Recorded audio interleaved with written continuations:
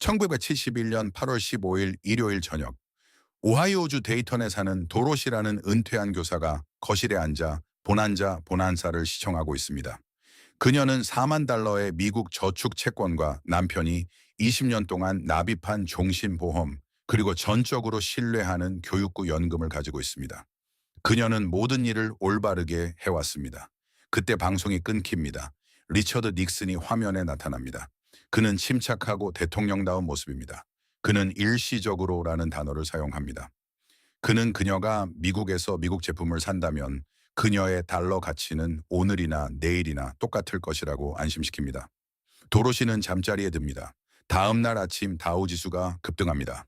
닉슨은 39개 주에서 승리하며 재선에 성공합니다.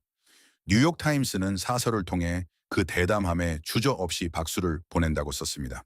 그 후 9년 동안 도로시의 저축채권은 1달러당 53센트의 구매력을 잃습니다. 달러로 표시된 그녀의 연금은 매년 전년보다 더 적은 물건밖에 살 수 없게 됩니다. 종신보험은 미국에서 가장 실적이 저조한 금융상품 중 하나가 됩니다. 그녀는 단 한 번의 잘못된 결정도 내리지 않았습니다. 그녀는 모든 규칙을 따랐습니다. 그녀가 TV를 보는 동안 규칙이 조용히 다시 쓰였을 뿐입니다. 대부분의 사람들이 1970년대에 대해 묻는 질문은 무엇이 인플레이션을 유발했는가 하는 것입니다. 그것은 틀린 질문입니다. 지금 당장 직접적인 시사점을 주는 옳은 질문은 이것입니다. 지구상의 모든 주요 통화가 동시에 무너지고 있을 때, 도피할 안전한 외화가 없을 때 당신은 어디로 가야 합니까?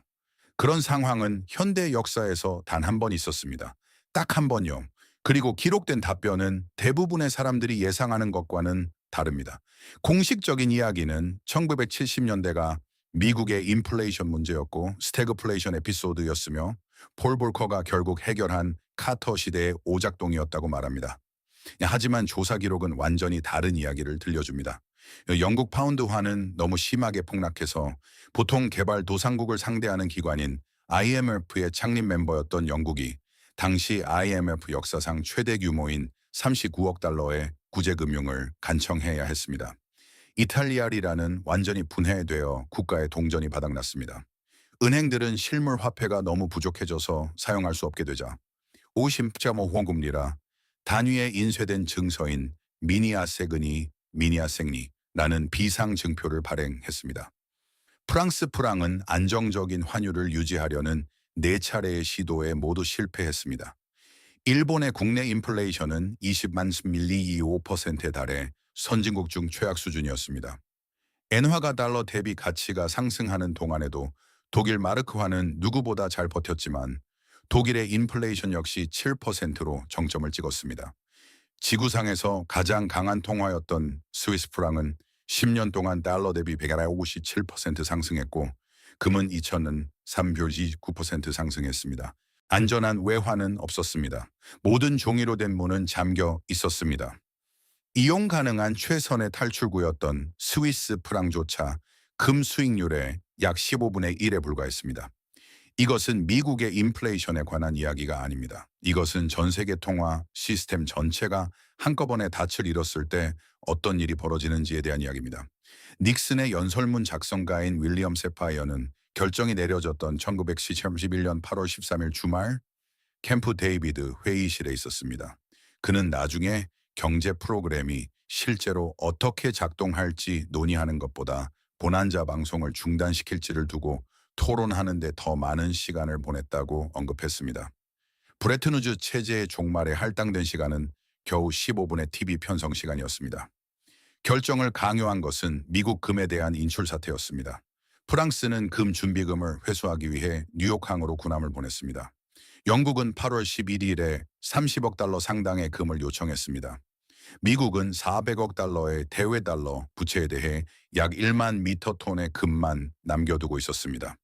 수학적 계산은 이미 깨져 있었습니다. 캠프 데이비드는 그것을 공식화했을 뿐입니다.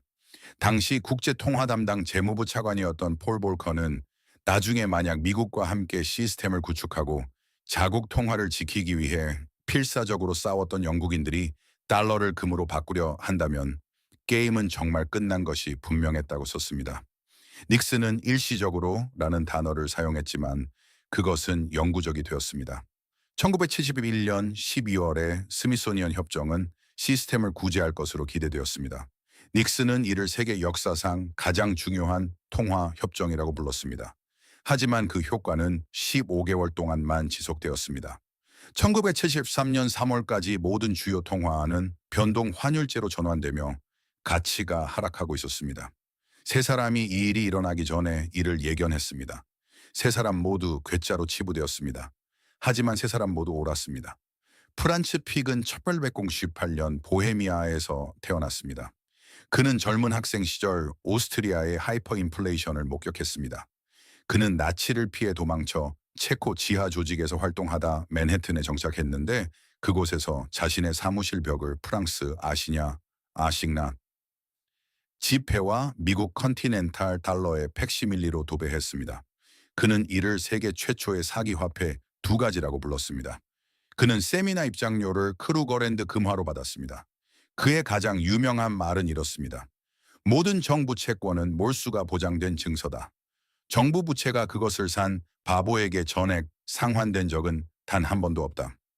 1976년 금값이 최고점에서 24% 하락했을 때 누군가 픽에게 가격 하락이 그의 신념을 흔들었는지 물었습니다. 그는 전혀 그렇지 않다. 금에는 주인이 없다. 금은 항상 승리한다. 라고 답했습니다.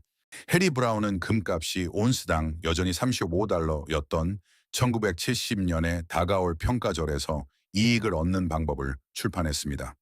그는 1971년 말까지 달러 가치 하락이 90% 확실하다고 예측했습니다.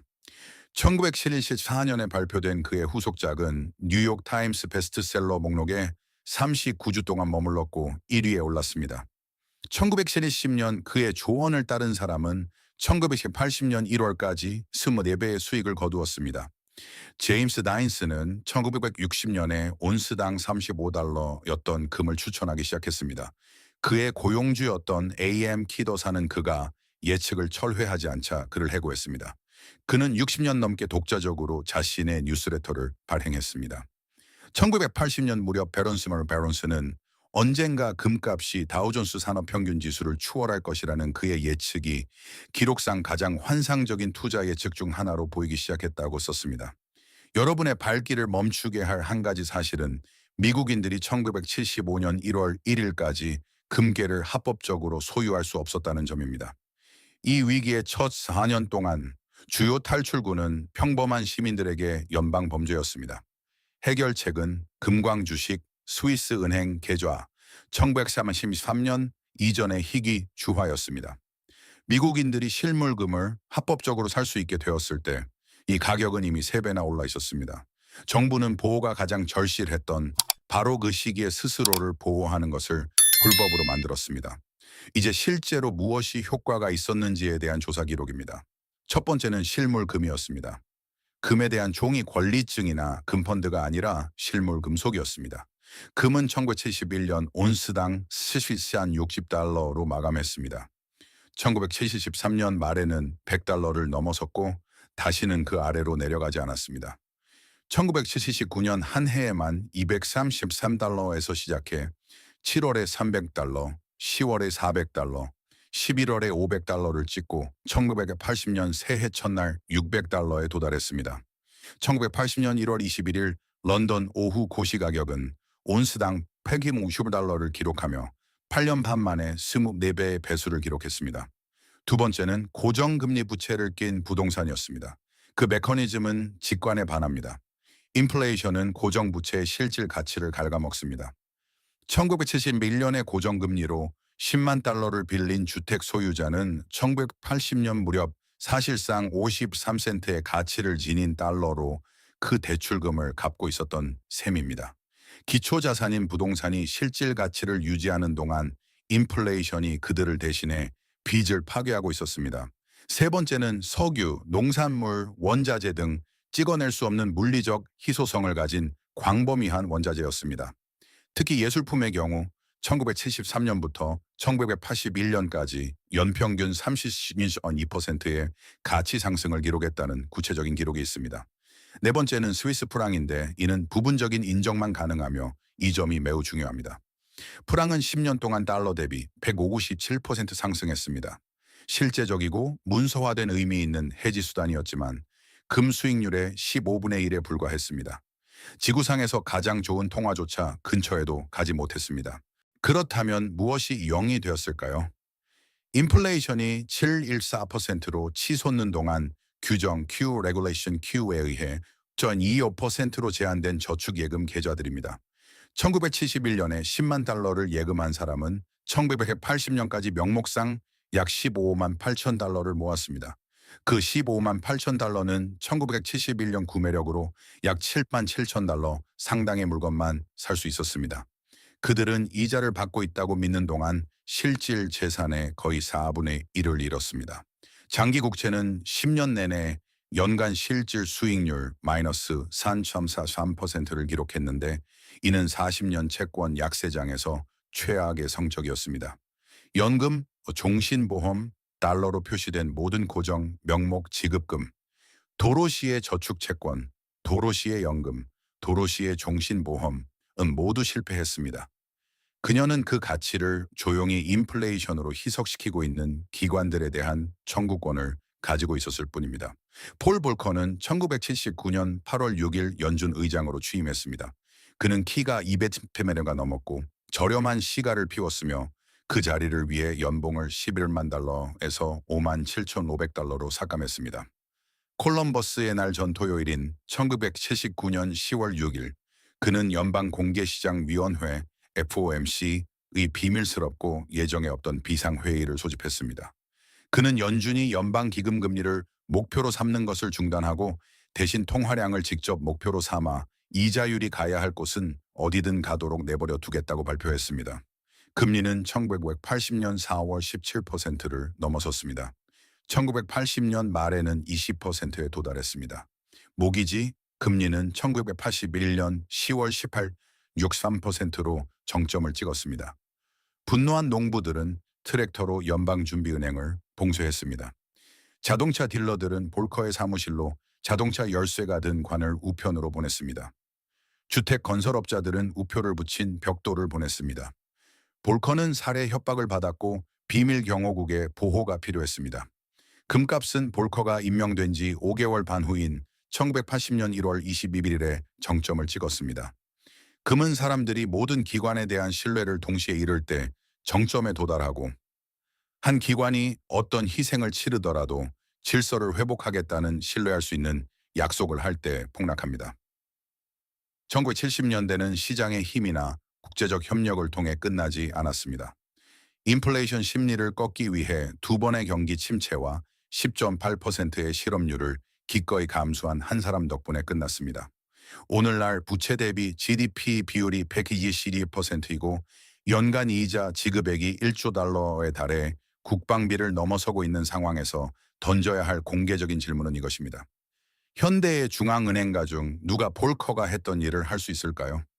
중앙은행들은 2022년, 2023년, 2024년에 각각 1,000톤 이상의 금을 매입했는데 이는 3년 연속 기록적인 수치이며 지난 10년 평균의 2배가 넘는 양입니다.